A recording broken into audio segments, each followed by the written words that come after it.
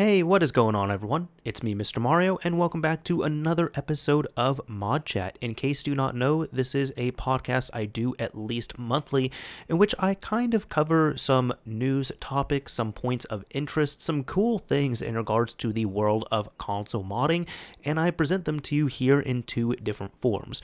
First of all, there is a visual component to this, which is on the Mr. Mario 2011 YouTube channel. And if you want to take this around and listen to it like an actual podcast, you can simply look up ModChat, all one word, on your favorite podcasting app, host, or provider. It's not available on every single provider out there, but it's available on most of them, I would say. Anyways, if you're checking out the visual this time around, I'm not appearing on camera. This is just a temporary thing, but I am going to have some gameplay here on screen, which will most likely be Limbo being played on the Switch. One of the games that I haven't played for a while, but very much enjoy, and I picked it up again on sale. So either way, let's go ahead and get into our topics here because we do have a good amount to cover. First of all, this is a couple months old now at this point, but this is from Modzilla over at this PSX Place thread. And this is the MCTOOL or MCTOOL for TonyHax and FreePSXBoot. Now, essentially what this is this allows you to install either TonyHax or FreePSXBoot on a memory card using only an original PlayStation, which is pretty cool to see here. It even states here at the top, I noticed the primary methods of installing TonyHax require a PS2 console or hardware to interface with the memory card, interface the memory card with a PC. I created this program so there would be an option using only a PS1 console to install TonyHax. All you need is a way to start a burn disk on your PS1, such as a swap trick. So that's really cool. Really, this will allow you can download this here, burn it off to a disk, and then get that burn disk running on your PS1. Most of the time, of course, that's going to be a swap trick, but even if you just have a chipped PS1, you can use that as well too. And from there, you can choose if you want to install FreePSXBoot and or TonyHax on there, choose which slot, choose from multiple different BIOS versions. So this is really cool overall. There was also a follow-up post, which is called PS1 Demo Swap Patcher. Now, from what I understand here, it's talking about demo disks, and I suppose it's kind of mentioning if you're going to swap using a demo disk, just stating here, if your only method to start a CDR or import is the swap trick, that might be a problem. With this program, you can take your original demo disk and make a patched copy on a CDR to load TonyHax. So if you have like an old demo, such as like a official PlayStation Magazine demo or a Jam Pack demo disc or PlayStation Underground demo disc, you can back that up to your computer, patch it using demo swap, and then from here, it just says load original demo disc with lid switch pressed, but lid is open. Proceed to a point where it is safe to remove the disk, insert the patch CDR version, and then load the correct demo to trigger TonyHax. Because a lot of times there's not going to be, the disk is not going to be spinning 100% of the time, so that makes sense there. Also an update, a couple updates. Added updated disk library to support demo swap with Namco Museum Volumes 1 through 4, 5 didn't work, as well as Williams Arcade's Greatest Hits. Version 1.01 available. Had report of issues with ECC EDC generation causing problems, disabled it. It's not required as your burner should autocorrect for changes due to patching. Also included the listed disklib.txt with it. If 1.0 is not making working burns, 1.01 should. I may look into what was wrong with the ECC EDC in the future. So that's really cool. These are a couple tools that I really need to look into here. But it also states here that it looks like Alex Free has ported PS1 demo swap to Linux and Mac OS. So that's pretty cool.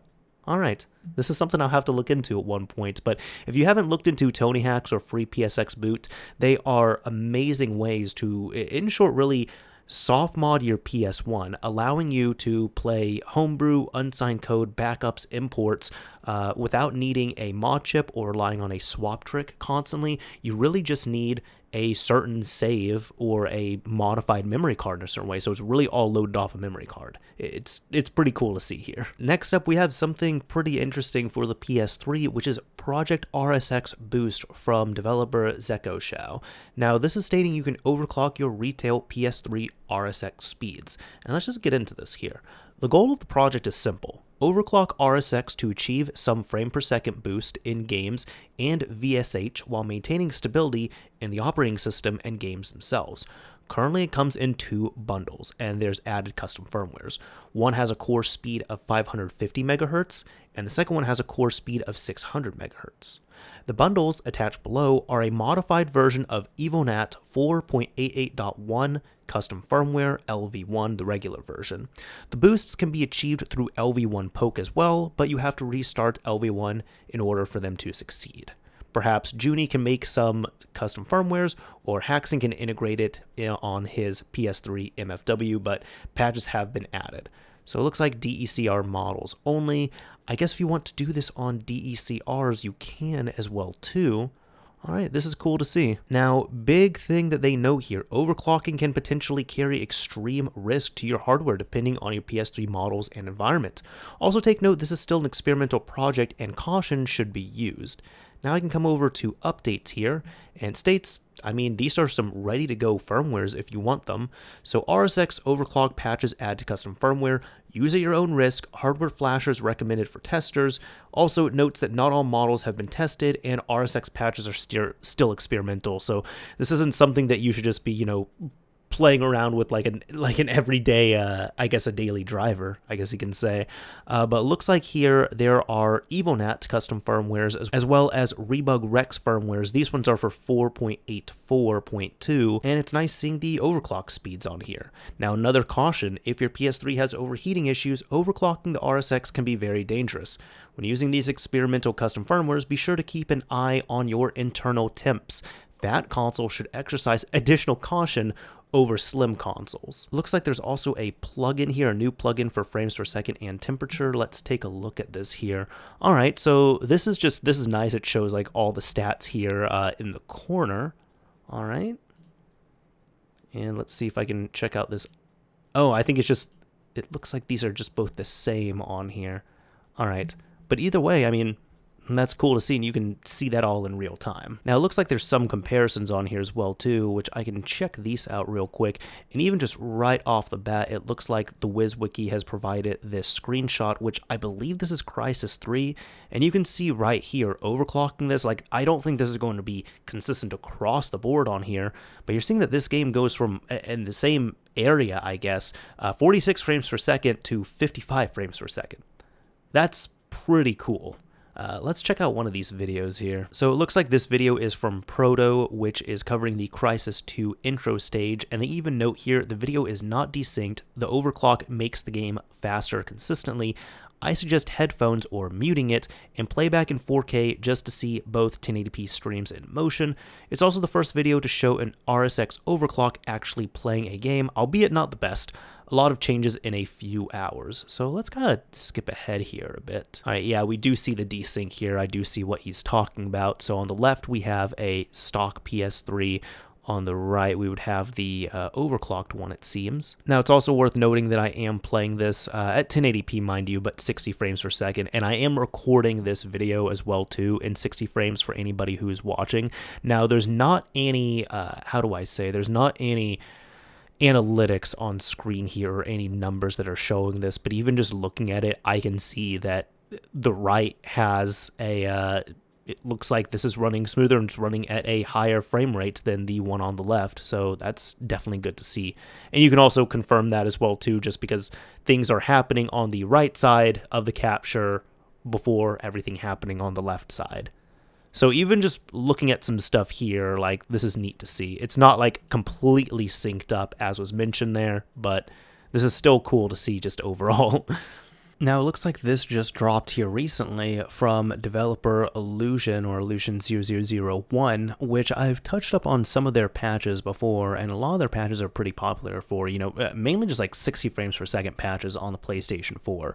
But this is frame pacing fixes for FromSoftware titles. And it's saying here, players dealt with bad frame pacing on consoles since 2015. Now, let's just walk through this here. If you have ever played a recent FromSoftware games on console, be it Bloodborne, Dark Souls 3, or the recently released Elden Ring, you may have noticed something off about the presentation.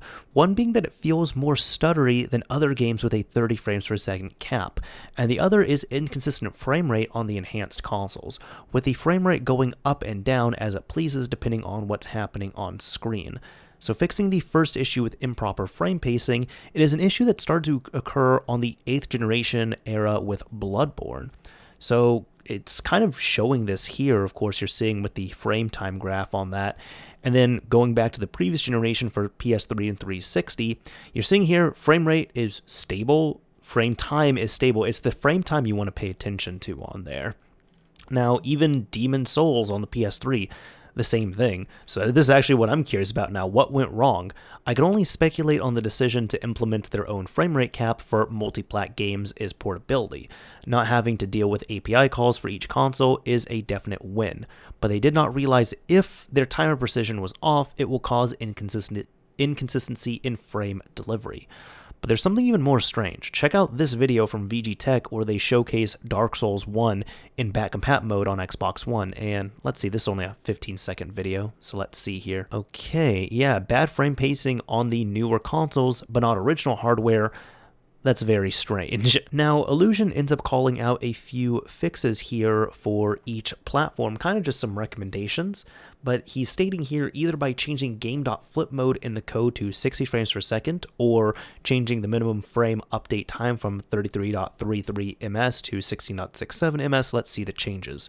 So look at this, Bloodborne now is completely flat, 30 frames per second and no frame pacing issues. Voila, with just a few lines of code, we get proper and consistent 30 frames per second, killing 2 bug reports with 1 stone. Now the same fix also applies for the uncapped frame rate on the enhanced consoles in Dark Souls 3 and later titles. Though when implementing this in reality, the frame rate cap must always be an option rather than forcing it on the users. But either way, this is really cool to see and awesome for Illusion to release. So it looks like there are patches. If you have a modified PlayStation 4, you can take advantage for Bloodborne, Dark Souls 3, Sekiro, and the Elden Ring network test. And there's also an installation guide showing this as well too. So this is cool to see. I love this here, but I wish this was officially rolled into these games as well too. That would also be really nice. Now over on Wololo, I am covering this article here that was released for a release on the Vita by Renegade Amante, which this is pretty neat here. This is called YoYo Loader, which is Game Maker Studio, well, a loader for Game Maker Studio for the PlayStation Vita. Now, in case you do not know, well, actually, let's even get into it here. I'm sure it's explained a bit. Developer Renegade Amante has released YoYo Loader, a Game Maker Studio launcher for the PS Vita.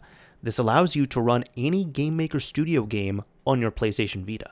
The loader uses similar concepts as some of the developer's previous releases, such as This War of Mine, loading the ARM7 binary and patching it. Some of the most popular games made with Game Maker include Undertale, Hotline Miami, Shovel Knight, and Hyper Light Drifter. I know for sure Undertale and Hotline Miami, I don't know if that actually got an official release. I know Undertale did, but I don't remember if Hotline Miami got a release on PS4, but did it get one on Vita? Okay, so it wasn't just my imagination. It did get a release on Vita and PS3 as well too, which, surprise, I didn't know it came out on PS3. Now, as explained here from the developer, YoYo Loader is a loader for libyoyo.so, the official Game Maker Studio runner application for Android for the Vita. YoYo Loader works by loading such ARM version 7 executable in memory, resolving its imports with native functions, and patching it in order to properly run. This enables to run potentially any game made with Game Maker Studio. So this is pretty similar to what we've heard with like the SO loader, which was, I believe, it's not an emulator, but it's essentially a wrapper which will allow us to play those ported Android games. Like, you can take games that are on Android and port them over to the Vita using this loader. Not this one in particular, not YoYo Loader, but using that SO loader. And even here, I mean, you have a .so file. I mean, even just kind of describing, I know I've covered this here before, but again, this is what allows, not YoYo Loader, but the previous loader I was talking about, that's what allows games such as, Battlefield Bad Company 2 Vita to exist. This is taking the Android version of Bad Company 2 and it's allowing it to run on the Vita. Same thing here, the port works by loading the official Android ARM v6 executable in memory, resolving its imports with native functions, and patching it in order to run properly. So this is just the loader itself released overall to the public, but specific for Game Maker Studio. And as opposed to porting individual games, this is kind of just, something that can be fit for individual games as you want to work on them. However, it states here, for PC console exported games, you'll need to perform an asset swap with a blank Android exported project with a Game Maker Studio version similar or equal of the one of the game you want to attempt to run. Note that patches to the bytecode may still be required in order to fix resolution, inputs, or performance issues. Any game reported as native instead will work with simple drag and drop of the APK, which that's pretty cool. A comprehensive compatibility list can be found over at yoyo.renegadamante.it, and you can contribute to it by opening an issue over here. And just looking at the compatibility list here, I'm kind of just going to scroll down and see. So another Metroid 2 remake, that is playable, that's awesome. Let's see, Death's Gambit, that one will crash. Downwell, that one will crash. I know that, I want to say that did that get, I swear I saw a homebrew port of Downwell for Vita. Actually, funny enough, that wasn't even a homebrew port, that was a official port. Yeah, PlayStation 4 and Vita in May 2016, so that got officially released. But let's see, the Frambo chapters are all playable. There's a Mega Man 1 remake that's playable. Metal Slug SB Fanthology is playable. Minute, that will crash. I think I've seen that on Vita as well too. Oh, this one's good. Even though this did get an official release here, Valhalla is playable. That's very good to know. Even just looking at an example here, so like for the unofficial version, you can see the game itself, the game version, asset swap with Skilly Shooter Stars. It covers the exact version that YoYo Loader was running on here. And for issues, no issues, asset swap with Skilly Shooter Stars, 30 frames per second, touch only, and you have to wait for the game to load. And here's some screenshots.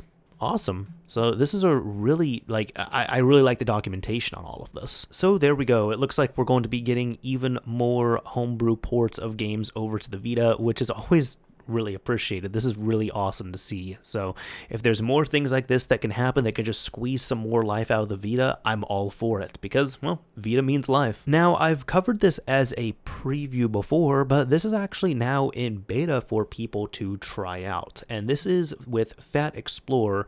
This here is specifically for the 16 terabyte Xbox 360 USB patch. Now, this is a great write-up that Eaton has put up here and released, and this is also freely available as well too. Now, granted, this is all very experimental. And when I say free, it's because this is really available for the Fat Explorer beta, and from what I understand, the beta releases are just freely available for the masses, but they have kind of an expiration date on them. That's what I understand. But on here, at least, covering this, it is an exciting time to be an original Xbox or Xbox 360 enthusiast. 2022 has seen 2 new BIOS releases with Cerberus and the Titan for the original Xbox that add support for up to 16 terabyte internal hard drives. Today, another 16 terabyte solution has arrived, but for the Xbox 360 this time. The ability to use up to 2 16 terabyte external USB storage drives on RGH or JTAG Xbox 360s. Teased back in May 2021, the XE build patches are now ready, and Fat Explorer has a new formatting tool to get USBs ready in short order. So covering the TLDR here, 16 terabyte USB XE build patches are now available and are free. The patches increase performance of the 360 USB stack and make USBs load up to 4 times faster. Yo, that's cool. You can use 2 16 terabyte USBs for 32 terabytes of extra storage.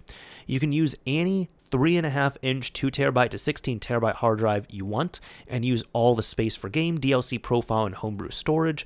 All 16 terabyte storage is fully supported by the Xbox 360 and homebrew dashboards. Games in both GOD and XEX format launch without issue. So that's really nice because that means that you don't have to go in and patch, update, recompile all of this homebrew. You're just patching the kernel itself. Now, Fat Explorer supports formatting and mounting Titan partitions now. That's for the original Xbox. Serbios support has been added. Or would that be Serbios? I've been saying Serbios. Interested in larger than 2 terabyte SATA hard drives or SSDs? Leave a comment so interest can be gauged. Now, it looks like this is how it works. So if you have the Fat Explorer beta, you have to go into the XL USB tools, and you're going to be formatting the USB drive itself. You're pretty much formatting this as FATX, so it's no longer going to be NTFS, FAT32, exFAT. It's not going to be natively recognizable in Windows.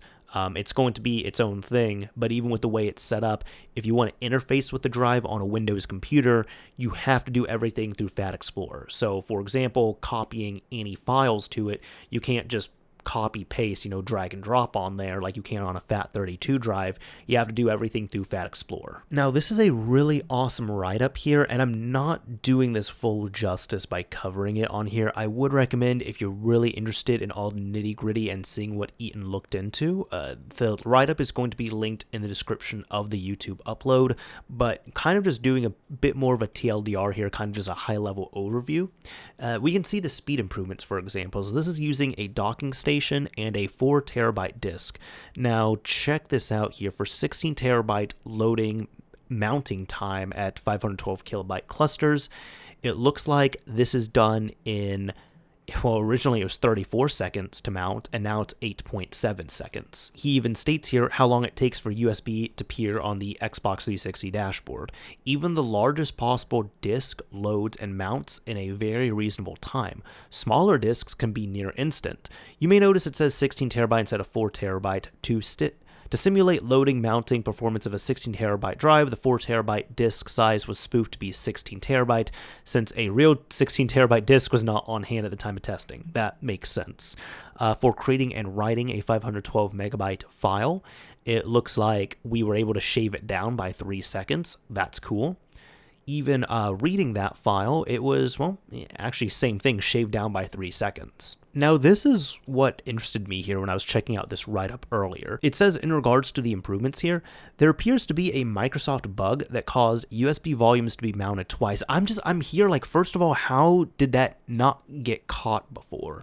But it states the bug was caused by a function in XAMPP that would look for a secdata.bin file on a USB and then immediately dismount it. This perplexes me here, because maybe for some internal testing on development of the 360, yeah, you could have a secdata.bin on the USB drive, but it just seems like this is something that Microsoft should have patched out years and years and years ago. I don't see the need for it on a production system, production level, but mind you, shortly after that, the USB would be mounted again to actually set it up for user storage. This function in XAMPP has no real use, and when patched out, cut loading mounting times by half. That's why I'm saying this shouldn't have been in here for even to begin with on the production side, but that's crazy to me that was not only that wasn't caught, but that wasn't taken out officially. It's also noted that even though this is a nice improvement, it states here, keep in mind that the Xbox 360 uses USB 2.0 speeds, so speeds are slow by modern standards. It's recommended to play games off the internal hard drive instead of USB storage. The internal hard drive is still faster. That's good to know. Even with the file system change, like it says here, USB storage is typically FAT32 formatted, but this is going to change it to FATX, so again, you can't just drag and drop easily on there. And for recommended hardware, you can check this out if you'd like to. However, it's really stating here, don't buy anything larger than 16 terabyte, it won't work. So this is, the cap here has been raised, considerably, from 2 terabytes to 16 terabytes. Now, he has a few screenshots here of two 16 terabyte USB drives. All this shown right here. Looks like this is showing in XEX menu just fine, in game just fine, in Aurora, in Freestyle. So really he has all the bases covered, which is fantastic. And it's even stating here the USB patches in the formatter are free and will remain that way post beta. However, only Fat Explorer will be able to browse the USB when it's connected to your PC, and that will require a paid license past the trial period. So that's what I was talking about earlier. Now, what's next? Here at the end, The authors of JRunner and XeBuild may add these patches to their software distributions, but probably not right away while the community tests them to ensure everything works as expected. There's also a chance this may be extended to allow internal SATA hard drives SSDs larger than 2 terabytes, but there are more technical challenges to overcome before that is possible. Additionally, there are other physical limitations. And really, this is more just covering that there's mods that you would have to do in order to do this here. So you can download the beta here and try this out yourself. However, I would say that this is not, like full daily driver ready unless you really know what you're doing on here. I believe even at one point it's mentioned that even though it shows format on here, if you just hook up a USB drive, this pretty much just sacrifices all other types of drives. So for example, if you have an existing 2 terabyte drive that has a bunch of 360 games on it, like a FAT32 drive, that's not going to work on your patched system anymore. There's going to be other functionality that's just not going to work on there. Let me see where that's at. Here we go. This is what I was talking about. So looking at the limitations, internal USB memory units will no longer be accessible while the patch is applied. So for example, if you have a 4 gigabyte trendy system that has that physical 4 gigabyte module, then you won't be able to access that anymore. It says external memory units will no longer work, so I'm sure that's talking about the actual like old school memory units, like the memory cards. Formatting configuring USB storage on the Xbox 360 dashboard will no longer be possible. There we go. You must use FAT Explorer to format USB storage. And also states here, just worth reading, file flag no buffering and FO no intermediate buffering support is removed. All files will be opened with buffering system-wide. Honestly, that goes a little over my head there, but those 3 limitations here were worth calling out. So there you go. If you're wanting to mess around with a big, giant Xbox 360 storage device on here, this is something that is worth looking into, and if you want to try it out for sure, but just keep those limitations in mind. And I will say that if you're downloading the patches and you're not exactly sure how to utilize them, you might still want to hold off a bit on there. These are still in a testing experimental phase, so I'm sure it'll be a few weeks or a few months before we do see these in JRunner, even if they are eventually added to JRunner. I would hope that they are, but we'll see. Either way, this is a really cool release to finally come out. Now, this is something I heard about happening, and I know we've even covered it in regards to the Zelda, like Ocarina of Time reverse engineering project, but it looks like there is a PC port that is now available. It says like now complete and available online. It features HD graphics, modding support, widescreen, and more, and you can see this running natively here on an ultra wide, which is awesome. I just feel like I haven't heard nearly as much about this as I was hearing with the Super Mario 64 decompilation project and the ports, but regardless here, let's go ahead and see what's going into this. The PC port includes many new features such as HD graphics, ultra wide resolution, keyboard support, modding support, force feedback, and gyroscope aiming. And developer Harbor Masters claims it's working on adding text-to-speech. That's cool. 60 frames per second visuals, twin stick camera controls, HD models and audio, texture pack, and Linux and Mac support for future updates. Now, there's a piece of software you have to download, and it says that you have to input your own legally sourced N64 ROM of Ocarina of Time, after which it will extract the game's assets and spit out a native PC version, so you do have to build that all yourself there. And they are hoping that this separation from Nintendo's owned assets will help shield it from any legal ramifications, but I haven't heard anything on this here at least. Either way, this is absolutely something beautiful to see here, and if we see some more ports of this, that will be, fantastic. I think this is great. Now, typically at the end of these episodes, I like to cover something that is kind of cool, crazy, random, weird, awesome, whatever it might be, and kind of tie it somehow to the modding community, what we've seen on here. So this actually just ended up, I guess, leaking or being shown the day I'm recording this, which I'm recording this a couple of days before I release it. This is being recorded on April 18th, and I'm sure we're still going to see some more news about this, but this is something in regards to the Switch, and well, there's just a few things here I kind of want to poke at. I'll have this linked down below in the description, but from Trash Bandicoot over on Twitter, they state here, so Nintendo's official Game Boy Advance emulator for the Nintendo Switch just leaked.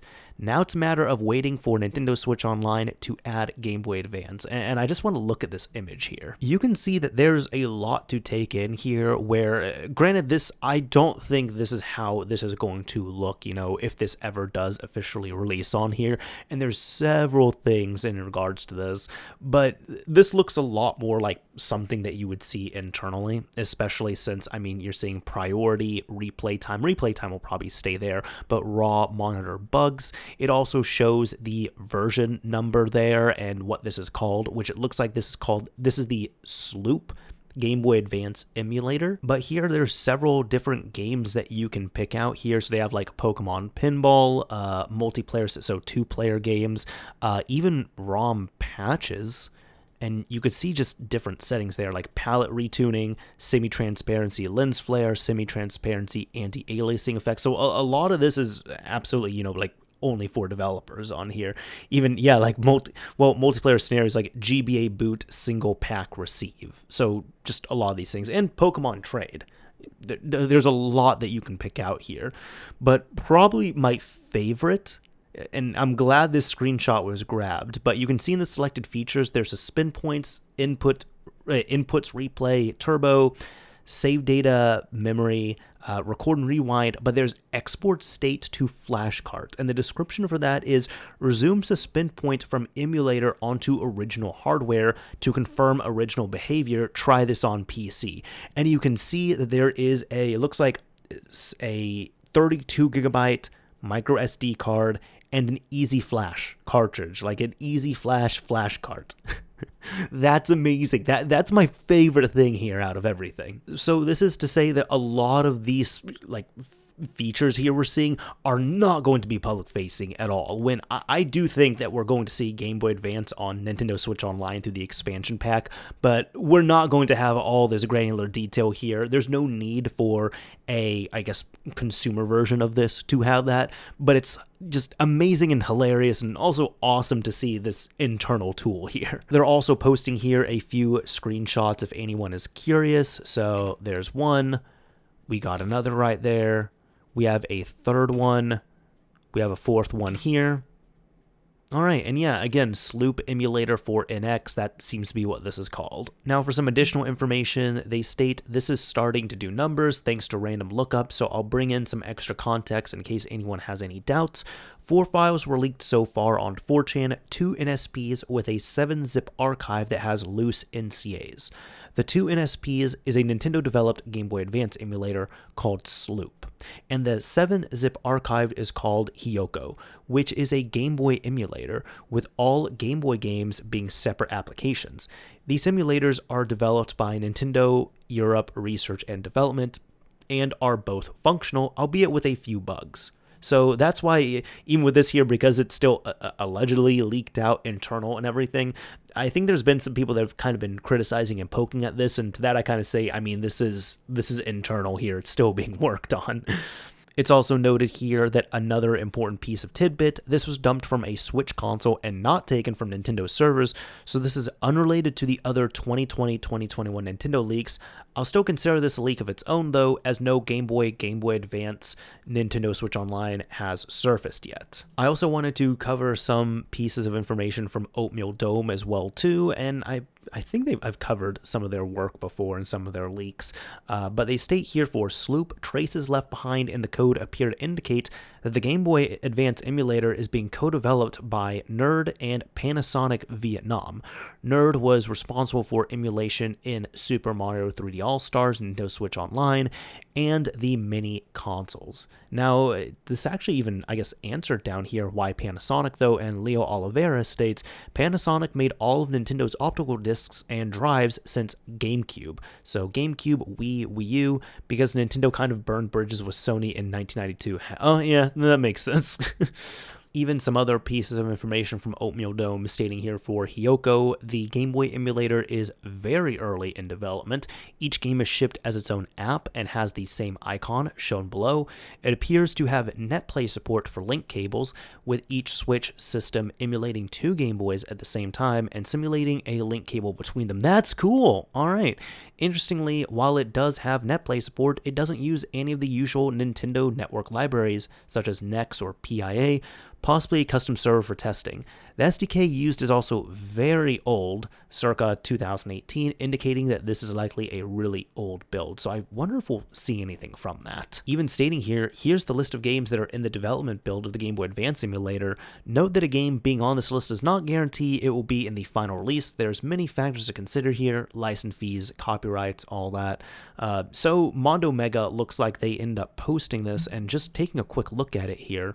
So some of these games like Castlevania, well, both of them, Circle of the Moon and Aria of Sorrow, F-Zero Maximum Velocity, the Golden Sun games, Kingdom Hearts Chain of Memories, Kirby and the Amazing Mayor, Mario Golf Advanced Tour. This isn't all of them, but I'm just kind of doing some call outs here. And granted, this is no guarantee that this is even going to come out officially or these games will come out officially. This is just the list of games that they have tested with.